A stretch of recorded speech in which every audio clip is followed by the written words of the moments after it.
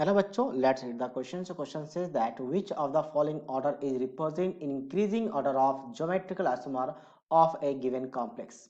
चार कॉम्प्लेक्स है, अगर आप देखेंगे चार ही कॉम्प्लेक्स को बार बार अरेंज किया गया है तो यहाँ पे पूछा गया कि ज्योमेट्रिकल आइसोमर इंक्रीजिंग ऑर्डर में होना चाहिए। एक काम करता हूँ, ऑप्शन ए के जो चार कॉम्प्लेक्स है इसी को मैं लिख देता हूँ और एक एक करके हम कैलकुलेट करके देखते हैं।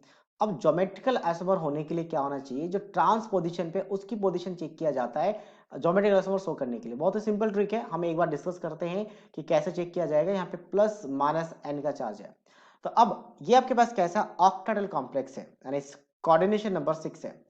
तो इन जनरल चेक करने का तरीका क्या होता है कि ए के अपोजिट में हमने बी को रखा या सी को, फिर यहाँ पे मान लो बी को रखा तो सी बचा हुआ है, सी का अच्छा सी का अपोजिट में ए तो है ही नहीं, बी है, तो बी के अपोजिट में बी रखा, सी का अपोजिट में सी रखा। हालांकि थोड़ा चेंज करना पड़ेगा, हम ये बाइडेंटेड लिगेंड्स है, कैपिटल ए बाइडेंटेड होता है, स्मॉल ए मोनोडेंटेड होता है, तो कुछ इस तरीके से कंबाइन कर दिया।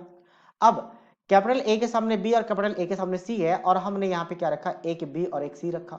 तो नेक्स्ट पॉसिबिलिटीज क्या है कि आप कैपिटल ए के सामने ए को रख दो, सॉरी बी को रख दो, और कैपिटल ए के सामने बी रखो, या तो आपके पास हाँ बी रख सकते हैं। तो ऐसे ऐसे कॉम्बिनेशन चेक किया जाता है। तो अगर हम कॉम्बिनेशन चेक करेंगे तो डायरेक्टली मैं इस ट्रिक की बात करता हूँ, कैसे होता है आपके पास कि ए के सामने हमने बी को रखा और फिर ए के सामने बी को रखा, तो सी के सामने सी रहेगा, लास्ट ऑप्शन।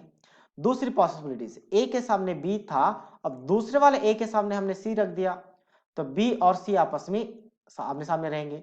तीसरा पॉसिबिलिटीज है कि ए के सामने सी को रखो और ए के सामने सी को रखें और फिर बी और बी आमने सामने होंगे। तो ये टोटल तीन पॉसिबिलिटीज है, तो ये टोटल तीन आइसोमर को शो करेगा ज्योमेट्रिकल।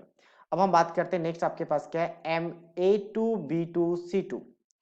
तो MA2B2C2 की बात करें तो यहाँ पे टोटल 5 पॉसिबिलिटीज होता है। एक बार मैं डिस्कस कर लेता हूँ कि ए को सामने रखा, बी को सामने रखा, बी और बी को आपस में सामने रखा, ठीक है। इसके अलावा हम क्या कर सकते हैं, सी और सी को आपस में रख सकते हैं, एक पहला पॉसिबिलिटीज।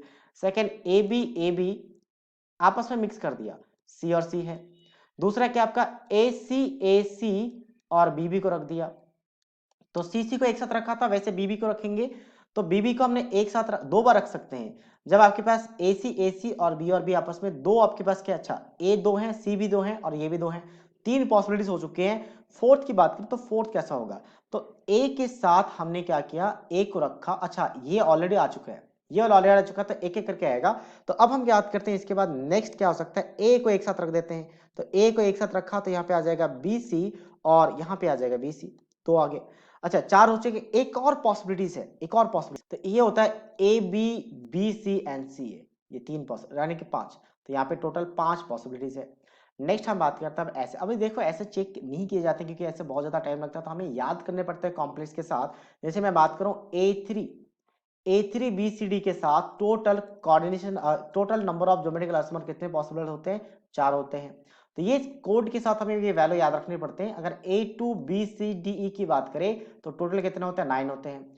इसके बाद अगर चारों 6 डिफरेंट हो जाए, मतलब ABCDEF, तो फिर वहां पे 15 होते हैं। तो ये कॉम्बिनेशन याद रखना है हमें। तो इंक्रीज ऑर्डर में क्या होगा, इसके बाद ये वाला कॉम्प्लेक्स आएगा, मतलब पहला कॉम्प्लेक्स के बाद सेकंड, यानी MABCD आ जाएगा, MA3BCD, उसके बाद MA2B2C2 और फिर M2BCDE। That means option B is the right answer of this question. So I hope you understood it well. All the best.